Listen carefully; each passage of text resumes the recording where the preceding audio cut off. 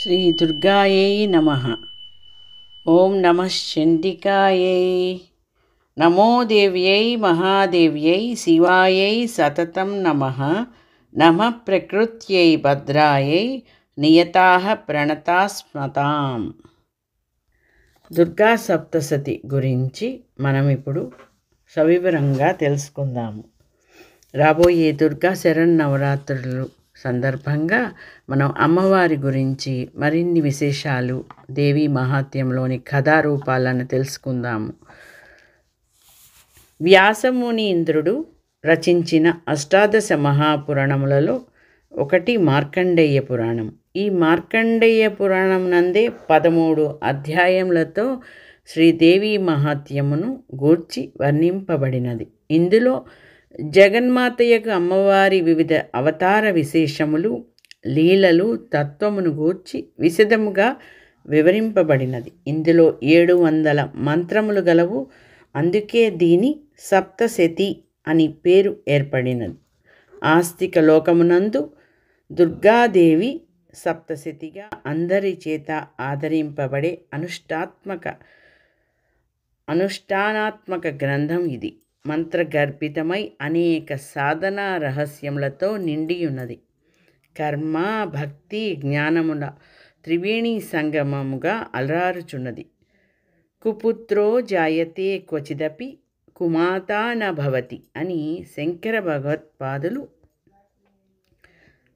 శ్రీ శంకర భగవత్పాదులు చెప్పినట్లుగా అమ్మలగన్నయమ్మ చాలా పెద్దమ్మయగు వాత్సల్యమును, దయాదృష్టిని ప్రత్యక్షముగా అనుభవించి ఆ తల్లి ఒడిని చేరుకొనుటకు ఒక గొప్ప సాధనము సప్తశతి గ్రంథమని చెప్పుట ఎంత మాత్రము అతిశయోక్తి కాదు. ఇంతటి సర్వోత్కృష్టము, మంత్రమయము, అనుగ్రహాత్మకమైన ఈ గ్రంథమును ఆశ్రయించి అనుష్ఠించి ఇప్పటి వరకు ఎందరెందరు ఆర్తులు, జిజ్ఞాసువులు, అర్థార్థులు మరియు జ్ఞానభక్తులు తమ తమ మనోరథములను పొందగలిగి ఆ తల్లి చరణ సన్నిధిని చేరుకొనగలిగారో వారి సంఖ్యను మన పరిమితమైన బుద్ధితో అందుకొనజాలము. శ్రీ వ్యాసమునీంద్రుడు రచించిన ఈ యొక్క అష్టాదశ పురాణములలో ఒకటి మార్కండేయ మహాపురాణం. ఈ మార్కండేయ పురాణమునందే 13వ అధ్యాయంలో శ్రీదేవి మహాత్మ్యము గురించి వర్ణించబడినది అని మరొక్కసారి చెప్తున్నాను. ఇంతటి అపూర్వము, భక్త వాంఛా కల్పతరువగు సప్తశతి గ్రంథమును సరళమైన తాత్పర్యములతో పఠితలకు అందజేయాలని ఇందులో తెలియజేయటమవుతున్నది. ఈశ్వరీయ తత్వము సరళముగా బోధమగుటకై కృష్ణద్వైపాయనుడను శ్రీ వేదవ్యాస మహర్షి 18 మహాపురాణాలను రచించెను. అందులోనిది ఒకటి మార్కండేయ పురాణము. ఈ పురాణమునందు శ్రీదేవి మహాత్మ్యమును గూర్చి వర్ణించి చెప్పబడినది ఈ సప్తశతి గ్రంథం. ఇందులో మేధా ఋషీశ్వరుడు దయాంతరంగుడైన సురధుడను మహారాజునకు, సమాధి అని వైశ్యునకు దేవీ మహాత్మ్యమును గూర్చి వివరించెను. ఇదియే శ్రీ దుర్గా సప్తశతి లేక శ్రీదేవి సప్తశతి అని పేర్కొనబడుచున్నది. ఇది ఒక మంత్రగర్భితమైన అనుష్ఠానాత్మకమగు గ్రంథం. శ్రీ దుర్గా చండీ అను పేర్లతో అమ్మవారిని ఆరాధించు సంప్రదాయమును ఈ సప్తశతి అత్యంతము ఉత్కృష్టమగు గ్రంథం. దీని ద్వారా శ్రీదేవిని ఉపాసించు వారలు యావత్ భారతావనిలో విరివిగా లభించెదరు. అమ్మవారిని ఉపాసించేవారు ఆ తల్లిని దుర్గా, చండీ, కాళీ, బాల, లలిత, త్రిపురసుందరి, రాజరాజేశ్వరి, లక్ష్మీ, సరస్వతి, బగళ, చిన్నమస్త, తార మున్నగు వివిధములైన అనేక నామములతో వేరువేరు భావనలతో ఆరాధించి ఇష్టకామ్యములను పొందుచున్నారు. ప్రస్తుత గ్రంథమగు సప్తశతిలో మొత్తము 700 మంత్రములు ఉండుటచే ఇది సప్తశతి అని వ్యవహరించబడుచున్నది. సప్త అనగా 7 అను సంఖ్యకు 7 అను సంఖ్యకు ఎంతయో ప్రాముఖ్యత ఉన్నది. అందుచే సమస్త సారస్వతముగా శ్రీకృష్ణ భగవానుని ముఖకమలము నుండి వెలువడిన శ్రీమద్ భగవద్గీతయను 700 శ్లోకములతో కూడి శ్లోక సప్తశతి రూపముగా అలరారుచున్నది. కానీ ఆయనకు సోదరిగా అవతరించిన శ్రీ దుర్గామాత మహత్యమును వివరించున్నట్టి ఈ గ్రంథము సప్తశతిగా ఖ్యాతి నొంది మంత్ర సప్తశతిగా వాసిగాంచినది. మంత్రములు చాలా వరకు చిన్న చిన్న రూపంలోనే ఉండును, కానీ కొన్ని హెచ్చు అక్షరములతో కూడి పెద్ద పెద్ద వాక్య రూపంలో కూడా ఉండును. వీటిని మూలమంత్రములు అని అందరు. శ్రీ లలితా సాంప్రదాయమునందు శ్రీదేవి ఖడ్గమాల స్తోత్రము మరియు శ్రీ దుర్గా సంప్రదాయమునందు శ్రీ దుర్గా సప్తశతి అను మూలమంత్రము రూపములుగా విరాజిల్లుచున్నవి. శ్రీ చండీ నవార్ణ మహామంత్రము సూక్ష్మ రూపముగా అంతర్నిహితమై శ్రీ చండీ నవార్ణ మహామంత్రము సూక్ష్మ రూపముగా అంతర్నిహితమై ఉన్నది ఈ సప్తశతి. అందుకే ఇది శ్రీ దుర్గా మహామంత్రరాజ గ్రంథంగా ప్రశస్తి నొందినది. ఈ విధముగా ఈ గ్రంథము శ్రీమాతకు స్థూల సూక్ష్మ పరరూపములుగా విలసిల్లుచున్నవి. ఆ తల్లియే మంత్ర రూపమును ధరించి సూక్ష్మ రూపముతో ఇందులో పరివ్యాప్తమై ఉన్నది. ఆమెయే స్థూల రూపముతో అవతరించి లోకమును ఉద్ధరించుటకై తామస రాజస గుణములతో కూడిన అష్టశక్తులను పరిమార్చినది. దుష్టశక్తులను పరిమార్చినది ఆవిడ. తామస రాజస గుణములతో కూడిన దుష్టశక్తులను పరిమార్చినది. మిగిలినది పరరూపము అనగా తాత్వికమైనది. ఇది నిర్విశేషమైన జ్ఞానస్వరూపము, స్వయం జ్యోతిరాత్మకమగు చితిరూపము కూడా ఆ జగన్మాతయ్య అని తెలియవలయను. అర్చనకాలే రూపగత, సంస్కృతికాలే శబ్దగత, చింతనకాలే ప్రాణగత, తత్వవిచారే సర్వగత. ఆ తల్లిని పూజించేటప్పుడు రూపంతోనూ, స్తోత్రం చదివేటప్పుడు శబ్దంతోనూ, చింతన చేసే సమయంలో ప్రాణరూపంగాను, తత్వమును గూర్చి విచారించే స్థితిలో సర్వత్ర సర్వగతమైన పరం రూపంగాను సాక్షాత్కరింపజేసుకొని దివ్యానుభూతిని పొందవలెనని ఉమాసహస్రనామమందు వివరించారు. 13 అధ్యాయములలో చెప్పబడిన ఇతిహాసమును 3 విధములుగా పేర్కొనబడింది. ఇందులో 1వ అధ్యాయమును ప్రథమ చరిత్రముగాను, 2, 3, 4 అధ్యాయములను కలిపి మధ్యమ చరిత్రముగాను, 5 నుండి 13 వరకు గల 9 అధ్యాయములను ఉత్తర చరిత్రముగా విభజించబడినది. వీటిని చరిత్రత్రయముగా చెప్పబడుచున్నది. ఈ గ్రంథమునందు అద్భుతములు మహిమాన్వితములగు స్తోత్రములు 4 ఉన్నాయి. అందులో మొదటి అధ్యాయమునందు 1 నుండి 70 నుండి 87 వరకు శ్లోకములతో గల బ్రహ్మదేవుడు చేసిన స్తుతి, 4వ అధ్యాయం శ్లోకంలో 3 నుండి 27 వరకు దేవతలతో చేయబడిన దుర్గా స్తోత్రము, 5వ అధ్యాయం 9వ శ్లోకం నుండి 82 వరకు గల శ్రీదేవి స్తుతి అత్యద్భుతమైనది. 11వ అధ్యాయం నందు 3వ శ్లోకము మొదలు 35 వరకు ఇంద్రాది దేవతలందు కలిసి కాత్యాయని దేవిని సూచించిన స్తోత్రము. 4 స్తోత్రములు నిత్యపారాయణ యోగ్యములు, మహామహిమాన్వితములు, భక్తులకు అభిష్ట సాధకులు. విశేషించి జగన్మాత యొక్క తాత్విక రూపమును స్పష్టముగా వెల్లడి చేయును. అత్యద్భుతము, సర్వోత్కృష్టము అను చండీ అనగా సప్తశతిని శ్రీ దుర్గా చండీ ఉపాసకులెందరో ప్రతినిత్యము పారాయణము చేయుచుందురు. అంతేకాక శతచండీ, సహస్రచండీ, ఆయుధచండీ, లక్షచండీ అను పేరుతో పారాయణ, తర్పణ, హోమాదులను అటు లోక కళ్యాణార్థముగాను, ఇటు ఇష్టసిద్ధులను పొందుటకుగాను దేశమంతటా విరివిగా నిర్వహింపబడుచుండును. మనమందరము గమనించుచుందుము. మంత్రజప మహిమ.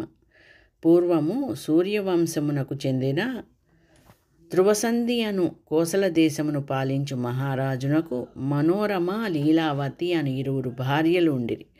రాణులు ఇద్దరికి సుదర్శనుడు, శత్రుజిత్తు అను 2 కుమారులు కలిగి. ఒకనాడు ధ్రువసంధి మహారాజు వేట నిమిత్తముగా అడవికి పోయాను. అక్కడ ఒక సింహమును వేటాడుచుండగా దాని పంజాకు గురి అయిన రాజు మరణించెను. అనంతరము రాజ్య పట్టాభిషేకము చేయుటకై రాజకుమారులు మాతామహులకు వీరసేనుడు, యుధాజిత్తు అను 2 రాజులు వాద వివాదములకు తలపడిరి. రాజ్యాభిషేకమునకు మా దౌహిత్రుడే యోగ్యుడంటే మా దౌహిత్రుడే యోగ్యుడని సవాలు చేయించు కయ్యమునకు కాలు దువ్విరి. శత్రుజిత్తు తాతగారైన బలవంతుడగు యుధాజిత్తు రాజుగారి చేతిలో సుదర్శనుని తాతయ్యైన వీరసేనుడు హతుడయ్యను.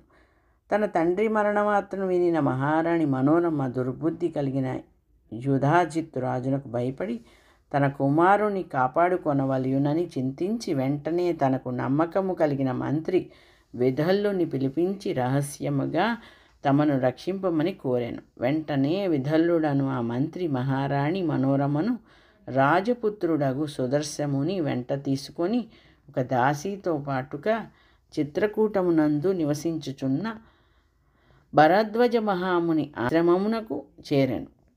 ఆని కృపతో ఆశ్రయమును ప్రసాదింపగా వారచట నివసించసాగిరి. భరద్వాజ మహాముని ఆశ్రయం ఇచ్చారు వీరికి. ఒకనాడు మంత్రి విధల్లుని వద్ద సుదర్శనుడు నిలబడి ఉండెను. ఇంతలో ఒక మునికుమారుడు అచ్చటకు వచ్చెను. విధల్లుడిని చూసి ఆ మునికుమారుడు హాస్యముగా క్లీబ్ అని పేరుతో గట్టిగా అరిచెను. క్లీబ్ అను మాటలోని మంత్రము అక్షరము క్లీ అని మాత్రమే సుదర్శనునకు స్పష్టంగా వినిపించినది. వెంటనే అది అతని స్మృతిలో నాటుకున్నది. అప్పటి నుండి సుదర్శనుడు అనుస్వారము లేని క్లీ అను అక్షరమును మాటిమాటికి స్మరించుచుండెను.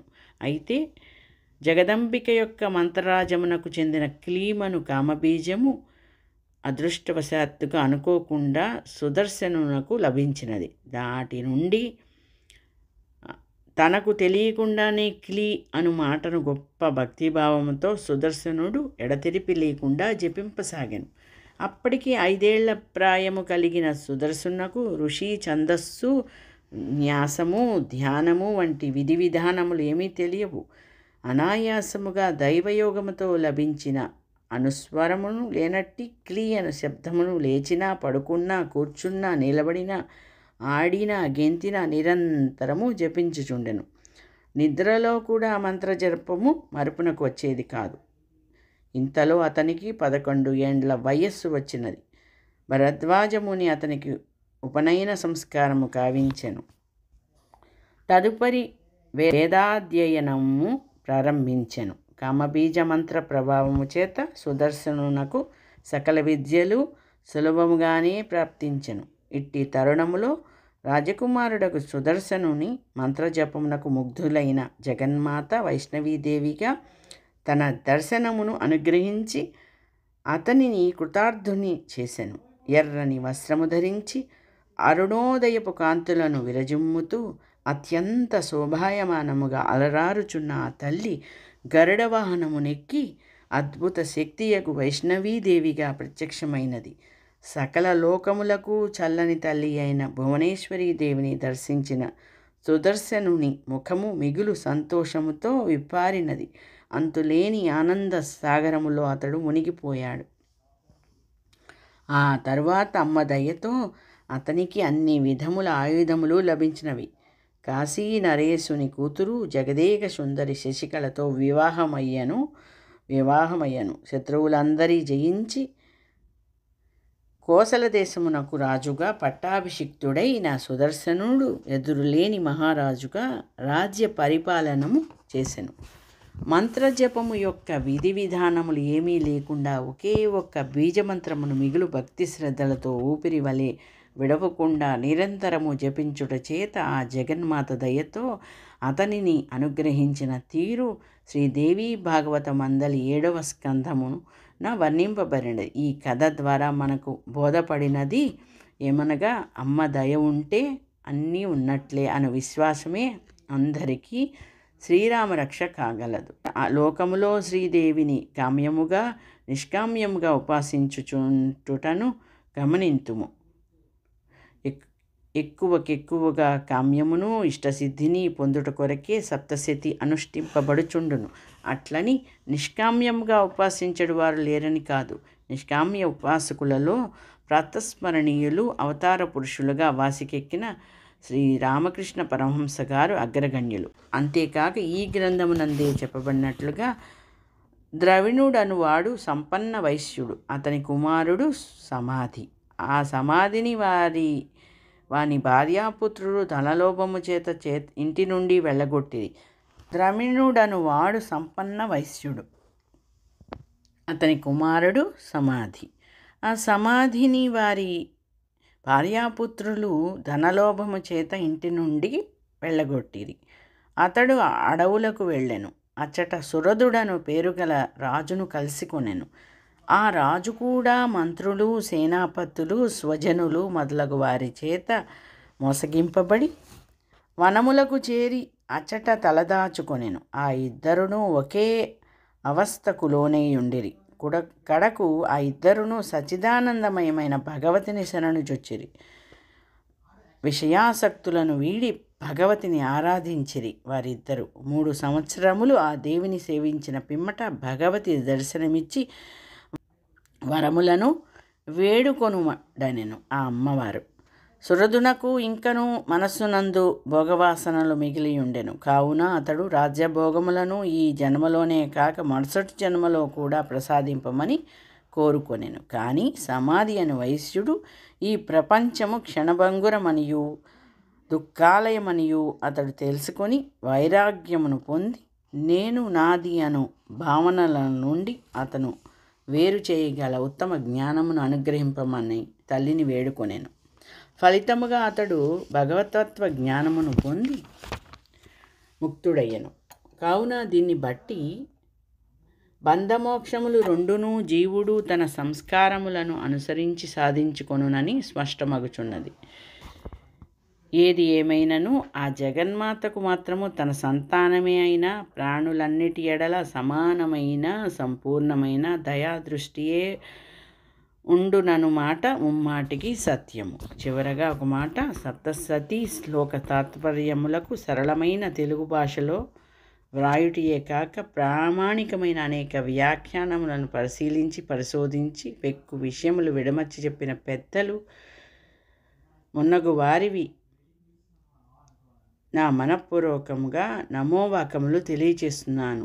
ఇందలి విశేషాంశములను శ్రద్ధగా చదివి మననం చేయగలిగిన పాఠకులకు మిక్కిలి సులభముగా అమ్మవారి స్థూల సూక్ష్మ పరరూపములతో పాటుగా పరాశక్తి యొక్క తాత్విక జ్ఞానమును గ్రహింపగలరని, తద్వారా అవ్యాజము నిర్హేతుకము అయిన శ్రీమాత కృపకు పాత్రులు కాగలరని చెప్పుటలో ఎంత మాత్రమూ సందేహము లేదు. కుపుత్రో జాయత క్వచిదపి కుమాతా నభవతి అని ఆ జగన్మాతను ప్రార్థిస్తూ అటు మోక్షాపేక్షను కానీ ఇటు సాంసారిక సుఖాపేక్షను కానీ కోరకుండా ఆ రెండింటిని ఉచ్చులో పడనీయకుండా అజ్ఞానులమైన మమ్ములను నీ స్మృతి పదమును నడుచునట్లుగాను నిరంతరము నిన్నే స్మరించినట్లుగాను కాపాడము తల్లి అని యోచించదముగాక.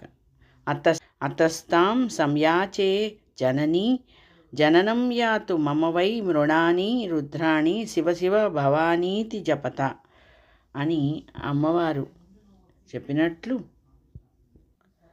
భగవత్ స్వరూపిణి దుర్గామాత గురించి ఇందులోని కథారూపంలో తెలియచేయాలని అనుకుంటున్నాను. సర్వం శ్రీ జగదాంబికా చరణారవిందార్పణమస్తు. స్వస్తి. ప్రతిరోజు స్వరస్పందన ఆర్ట్స్లో నేను ఈ కథారూపంలో అమ్మవారి కథలను మధ్య శ్లోక రూపంలో కథారూపంలో తెలియచేయాలనుకుంటున్నాను. స్వస్తి. సర్వే జనా సుఖినో భవంతు. శాంతి శాంతి శాంతి.